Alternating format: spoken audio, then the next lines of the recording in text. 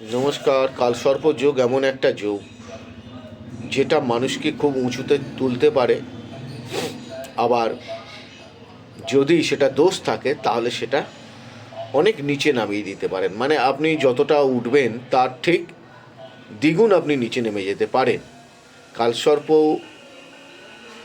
গুণ এবং দোষ এই দুটোর ওপর নির্ভর করবে।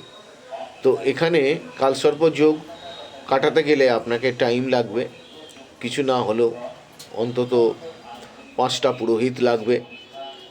দুদিনের কাজ আছে, এটা মনে রাখতে হবে সঠিকভাবে যদি করতে চান। যাদের কালসর্প দোষ আছে তারা শিবের উপাসনা করতে পারেন।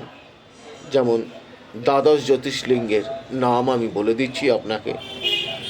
ওম সোমনাথায় নমঃ, ওম মঙ্গলিকা অর্জুনায় নমঃ, মহাকালেশ্বরায় নমঃ, ওম ওঙ্কারেশ্বরায় নমঃ, ওম কেদারনাথায় নমঃ, ওম ভীমেশ শঙ্করায় নমঃ, বিশ্বনাথায় নমঃ, ত্র্যম্বকেশ্বরায় নমঃ, কৈলাস বৈদ্যনাথায় নমঃ, ওম নাগেশ্বরায় নমঃ, ওম রামেশ্বরায় নমঃ।